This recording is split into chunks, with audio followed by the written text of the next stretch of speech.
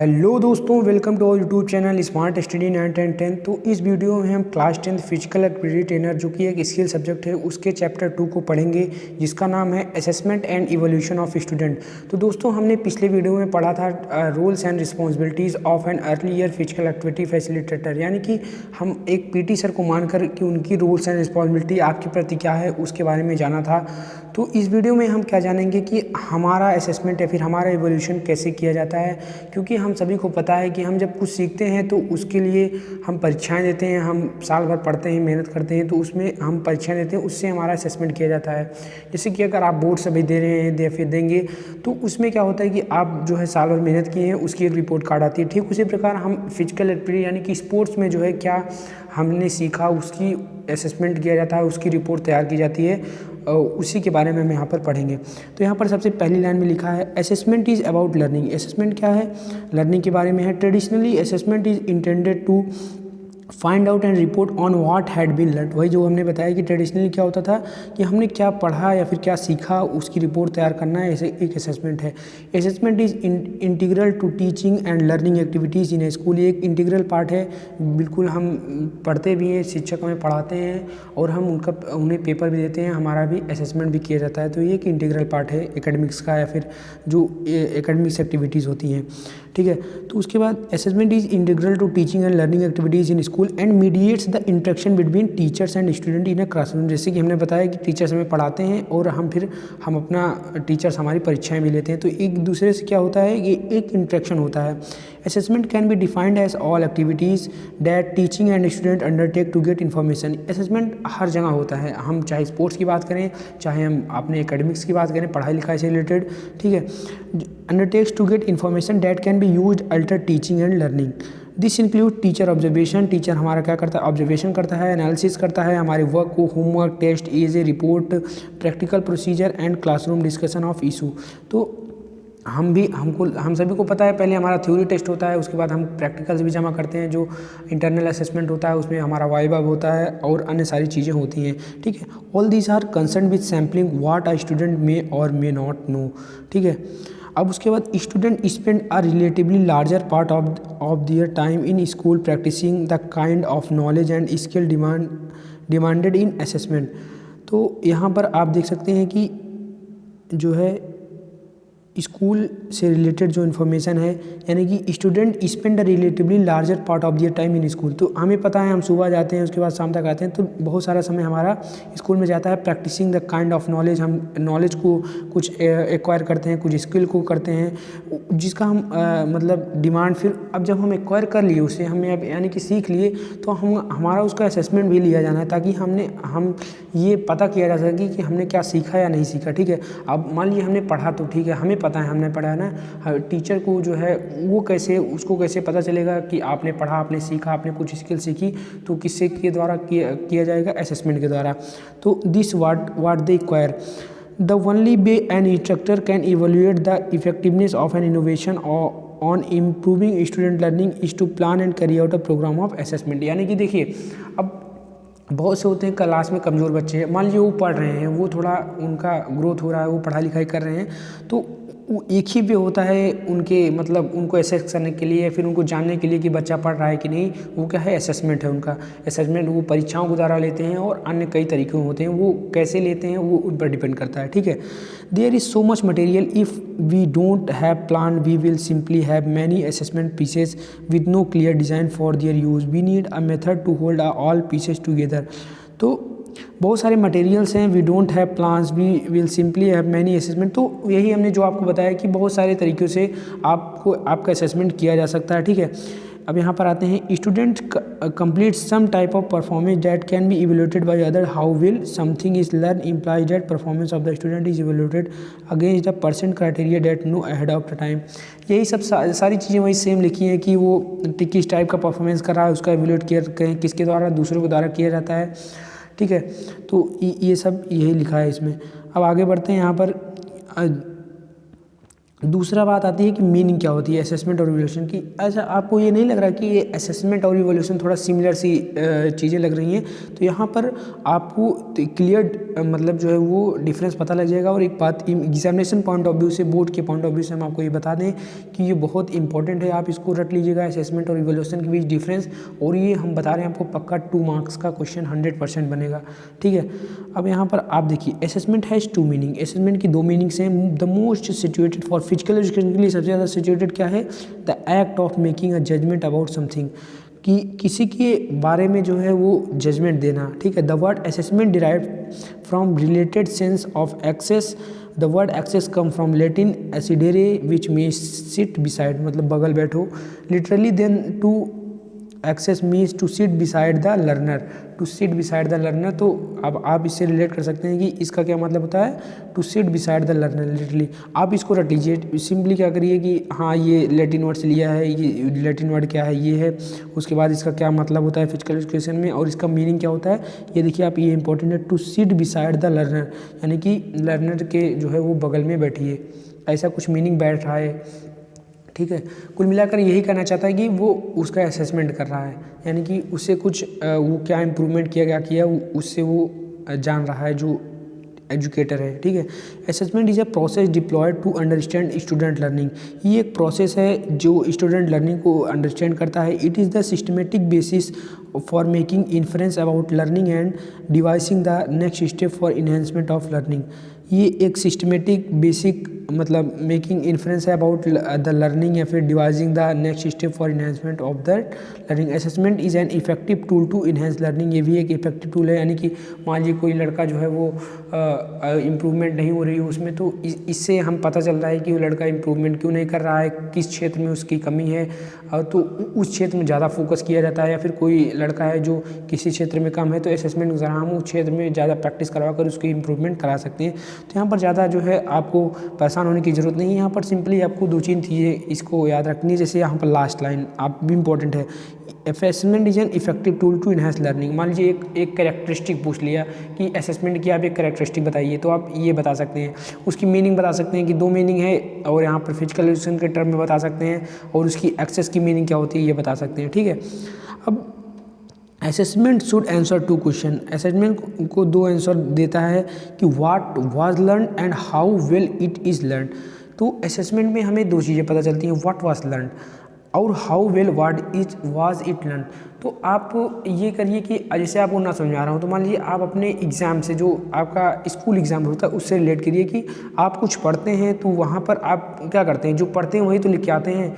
और अब उसमें क्या होता है, कुछ घुमावदार क्वेश्चन होते हैं जो आपको दिमाग लगाना है कि उसको कैसे करना रहेंगे, तो जो आप टॉपिक से पढ़े हैं उसमें ही, लेकिन आपको वो आप किस तरह से प्रेजेंट करते हैं या फिर किस तरह से आप उसका उत्तर देते हैं वो ज़्यादा डिपेंड करता है।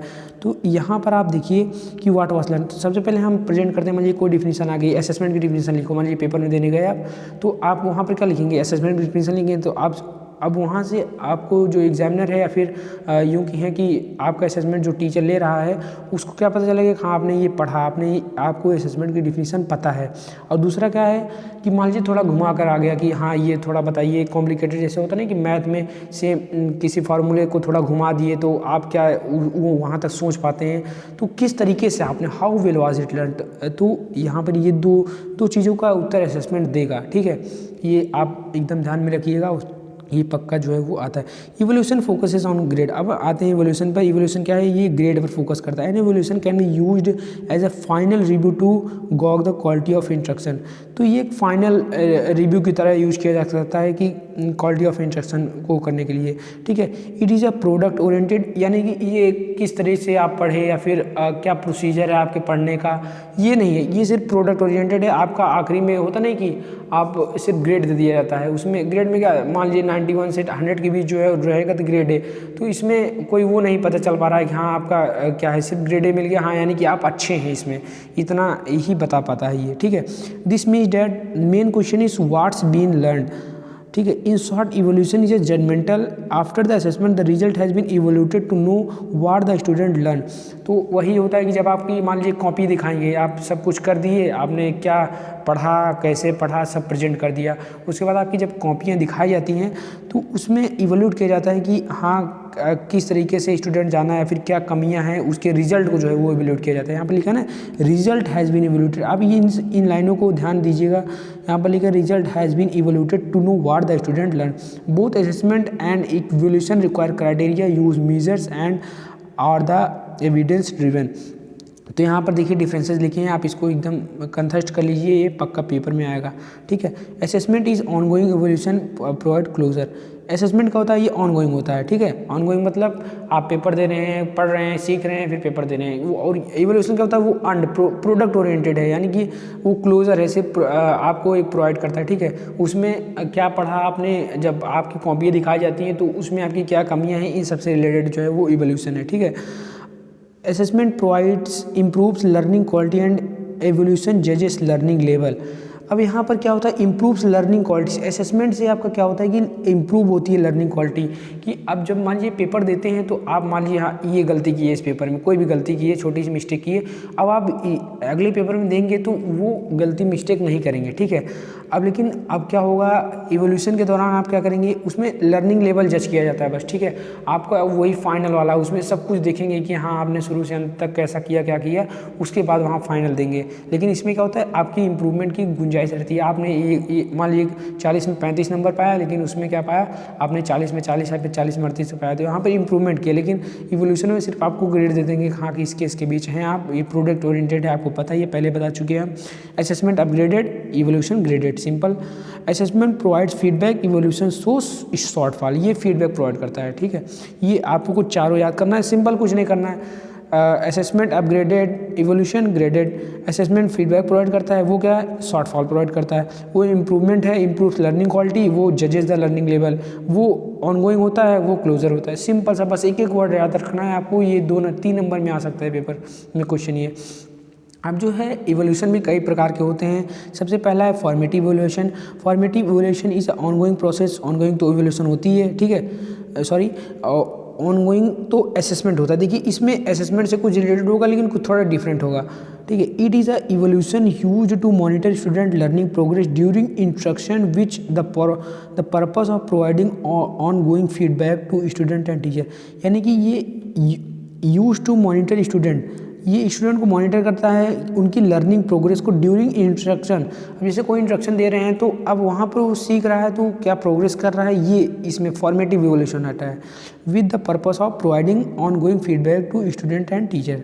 ठीक है, अब आगे बढ़ते हैं।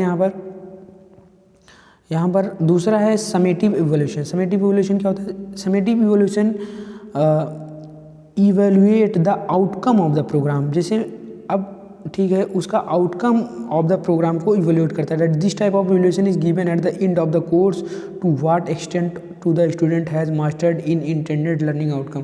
ठीक है, थोड़ा देखिए थोड़ा फॉर्मेटिव इवोल्यूशन जो थोड़ा असेसमेंट में टाइप में आता है। ठीक है, वो ऑनगोइंग है, उसमें बीच में थोड़ा सा होता है। लेकिन समेटिव में क्या होता है, समेटिव हमें को पता है समेटिव पेपर होता है ना, हमारा समेटिव असेसमेंट होता है ये से जो कि एकदम आखिरी में होता है, फाइनल एग्जाम होता है। तो वही ठीक यहीं रिलेट करिए आप, समेटिव इवोल्यूशन है जो कि एकदम फाइनल होता है, वो आउटकम ऑफ द प्रोग्राम होता है। ठीक है, this type of evaluation is given at the end of the course और what extent to the mastered and intended learning outcome. अब तीसरा टाइप होता है वो डायग्नोस्टिक इवोल्यूशन होता है। Diagnostic means to find out the exact problem. यहाँ पर हमें एग्जैक्ट प्रॉब्लम को पता चलता है कि हमारी प्रॉब्लम क्या है एग्जैक्ट। ठीक है, through diagnostic evolution the teacher can know the students their strengths and weakness. This evolution also helps to find out the cause of learning problem that can be fixed with the remedial action. ठीक है, तो remedial action से आप उसको fix कर सकते हैं। इसमें आप एकदम सिंपल भाषा हिंदी इंग्लिश में लिखी हुई है, आप इसमें कोई समझाने की ज़रूरत नहीं है। हाँ, इसमें अब कोई प्रॉब्लम है, आपको कोई वीकनेस है, फिर कोई स्ट्रेंथ है, फिर कोई प्रॉब्लम है, तो आप इसमें डायग्नोस्टिक टीचर को या फिर एग्जामिनर को पता चल जाएगा हाँ आपकी ये प्रॉब्लम है, तो उसको रिमीडियल एक्शंस के द्वारा जो है वो ठीक किया जाएगा। अगर आप जैसे प्राइवेट स्कूल्स में क्या होता है कि वो आप घर चले जाते हैं, लेकिन जहाँ रेजिडेंशियल स्कूल जैसे हम लोग हॉस्टल में थे तो 10th में, तो वहाँ पर होता क्या था कि रिमीडियल्स क्लासेस चलती थी, जो कि जिसमें आप वीक स्टूडेंट को यहाँ पर रिमेडी शब्द बना है, यानी कि वीक स्टूडेंट जो किसी टॉपिक में प्रॉब्लम है उनको बुलाया जाता था, उनको पढ़ाया जाता था। ठीक है, अब आते हैं कंपोनेंट्स ऑफ फिटनेस। ये बहुत इंपॉर्टेंट चीज़ है, इसको भी आप थोड़ा ध्यान दीजिएगा। Performance in a physical activity can be improve bye focusing on 2 components. तो फिजिकल एबिलिटी, जैसे हम आपको ये सब चीज़ें जो बता रहे हैं वो क्या है, वो मतलब हम थोड़ा अपने जो एकेडमिक्स से रिलेटेड है, जो थ्योरी एग्जाम लिखते हैं इन सब से रिलेटेड है, आप इसको स्पोर्ट्स से रिलेट कर दीजिएगा, बस यही आपको करना है। आपका काम क्या है, यहाँ से आपने लेक्चर देखा, बस आपको हम एकेडमिक्स से बता रहे हैं, आप स्पोर्ट्स से रिलेट करके आप उसको समझ जाइएगा। बहुत ईजी है, कोई ज़्यादा दिमाग लगाने की ज़रूरत है नहीं, ठीक है। Performance in physical activity can be improve bye focusing in 2 components. 2 components को फोकस करके जो है परफॉर्मेंस हम फिजिकल एबिलिटी में जो है इम्प्रूव कर सकते हैं। पहला है हेल्थ रिलेटेड फिटनेस और दूसरा क्या है, स्किल रिलेटेड फिटनेस। तो सबसे पहले हम हेल्थ रिलेटेड फिटनेस को देख लेते हैं। Health related fitness refers to the basis on which to measure out general wellbeing, ठीक है।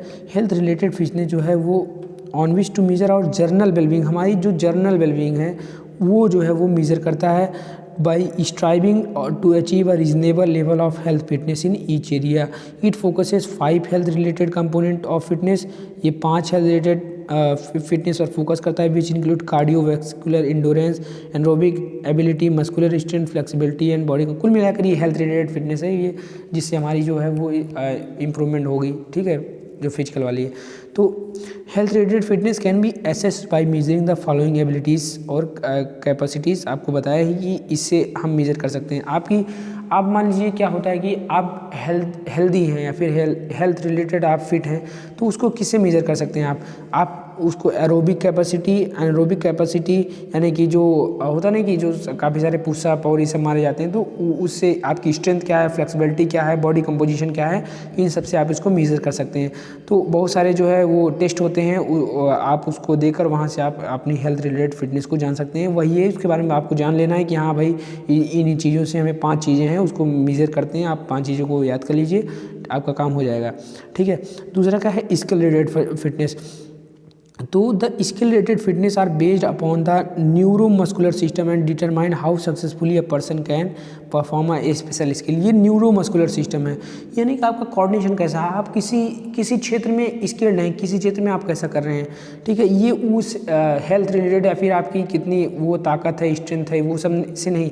आप जैसे स्किल आपके अंदर कितनी है, आपकी जैसे होता नहीं कि बैटिंग, कोई अच्छा बल्लेबाज है, उसकी बैटिंग स्किल बहुत अच्छी है, यानी इसका क्या मतलब हुआ कि उसका आई कोऑर्डिनेशन, आई लेग बैट, ये सब जो कोऑर्डिनेशन वो बहुत अच्छा है, यानी कि उसका जो न्यूरोमस्कुलर सिस्टम है वो उस पर डिपेंड करता है। And determine how successfully a person can perform a specific skill, और वो पर्सन कितने सक्सेसफुली वो स्पेसिफिक स्किल परफॉर्म करता है।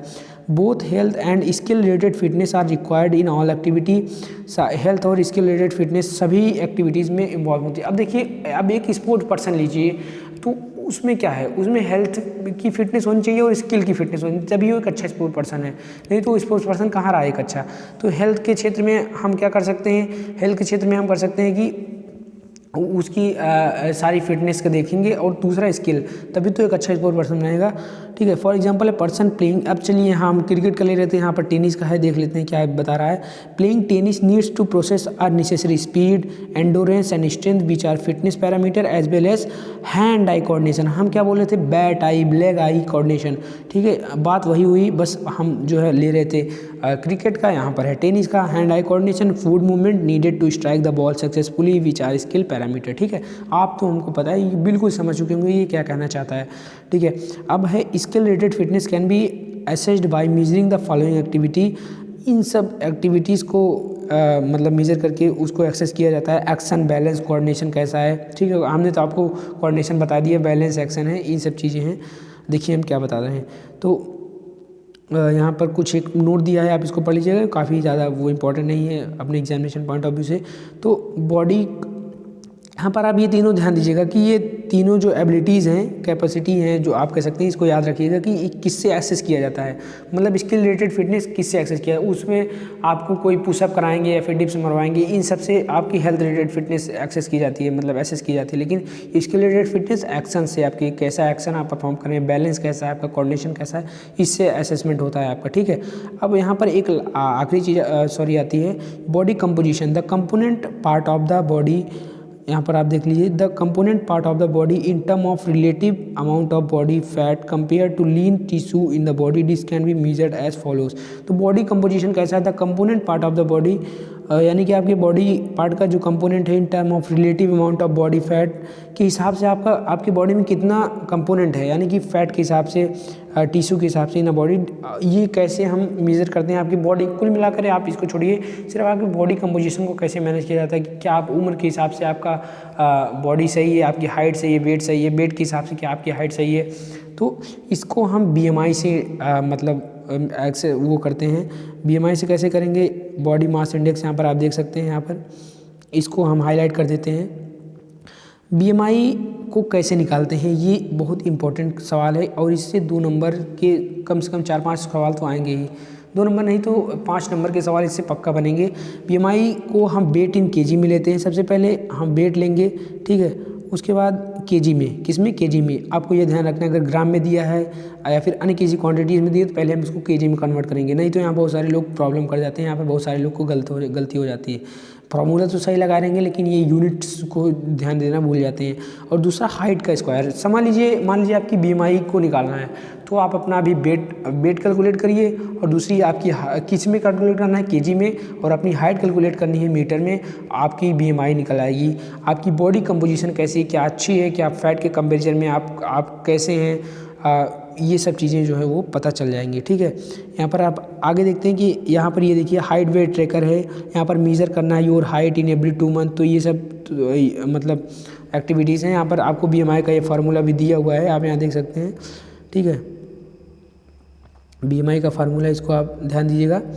हाइट इन मीटर 2 बार, वेट इन किलोग्राम उसको करना है। अब यहाँ पर ये आपको थोड़ा सा ध्यान में रखना है, यहाँ से आपको क्वेश्चन आता है कि एज आपकी मान लीजिए 5 साल है और आपकी BMI 13.5 से मतलब ज़्यादा है, यहाँ तक मतलब ये जो है अगर इससे 13.5 और 16.8 के बीच आ रही है, हम यहाँ पर आपको हाईलाइट कर रहे हैं, ये 13.5 से 16.8। सबसे पहले आप गर्ल्स हैं, आपकी एज 5 साल है और आप जो है वो 13.5 से 16.8 के बीच आते हैं, यानी कि आप हेल्दी हैं। और अगर उससे कम आते हैं तो आप अंडर वेट हैं और उससे ज़्यादा आते हैं तो आप ओवर वेट हैं, ठीक है। अब यही बॉयज़ के लिए होता है और आप इसको एक बार देख लीजिएगा क्योंकि इससे क्वेश्चन बनता है कि आपको रेंज दे देंगे कि 15 से 18 के बीच 14 साल का लड़का है, क्या ये बताइए आप इसको मतलब किस एज में आएगा, ये पूछ सकते हैं कि आप किस एज में आएगा, या फिर 15.3 दे दिए उससे ज़्यादा है, क्या वो अंडर वेट है या फिर ओवर वेट है। तो आप इस टेबल को जो है वो ज़रूर पढ़ लीजिएगा, देख लीजिएगा, यूँ कहे याद कर लीजिएगा, जो भी आप करें, लेकिन एक बार ज़रूर देख लीजिएगा क्योंकि ये सब इतने सारे नंबर्स याद करना थोड़ा मुश्किल तो है, लेकिन आप देखे रहेंगे तो थोड़ा आइडिया लग जाएगा, ठीक है।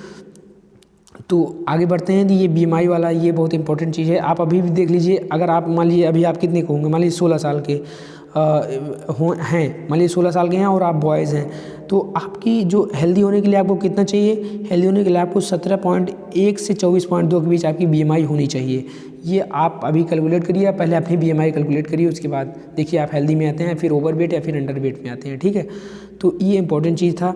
अब यहाँ पर स्किल रिलेटेड कंपोनेंट्स हैं जो हमने बताया, एक्शन, कोऑर्डिनेशन और जो है बैलेंस, ये 3 चीज़ें हैं। उसके बाद आपका एक नया वो यहाँ कुछ एक्टिविटीज़ हैं, उसके बाद आपका एक और जो है वो मतलब टॉपिक है जो कि है prepare assessment report and provide feedback, ठीक है। तो हम इन 2 टॉपिक्स को नेक्स्ट वीडियो में पढ़ेंगे। और अगर आपको वीडियो दोस्तों पसंद आए हो तो आप अपने फ्रेंड के साथ शेयर कीजिएगा। इंपॉर्टेंट वीडियो था, 2nd चैप्टर का है, इसमें से काफ़ी सारे क्वेश्चन बनते हैं, छोटा सा चैप्टर है, तो यहाँ से आप जो है काफ़ी कुछ जो है सीख कर आप अपने नंबर को बूस्ट कर सकते हैं, ठीक है। क्योंकि देखिए फर्स्ट चैप्टर थोड़ा लेंदी है, लेकिन ये इतना ही है। आप prepare assessment report and provide feedback, यहाँ पे ये देखिए ये इतना है, ये ख़त्म हो गया और हमने जो पढ़ाया, तो यहाँ पर आप इन सब चीज़ों को एक बार रिकॉल कर लीजिएगा, देख लीजिएगा पेपर से पहले। तो thanks for watching this video and share the video with our friends. और आपको वीडियो ऐसे ही और वीडियो चाहिए तो आप हमारे चैनल को सब्सक्राइब कीजिए, क्योंकि देखिए हम PAT का पूरा कोड जो है वो आपको प्रोवाइड कर रहे हैं। हमने सारे वीडियोज़ बना दिए हैं, फ्री प्ले के और लास्ट चैप्टर के, इन्वेंट्री मैनेजमेंट के, मॉनिटरिंग के, और पहला वाला भी का एक पार्ट आ चुका है, ठीक है। और इसका भी एक पार्ट आएगा और पहले वाले चैप्टर का दूसरा पार्ट आएगा, तो आपका पूरा सिलेबस जो है यहाँ से कवर हो जाएगा। तो thanks for watching this video.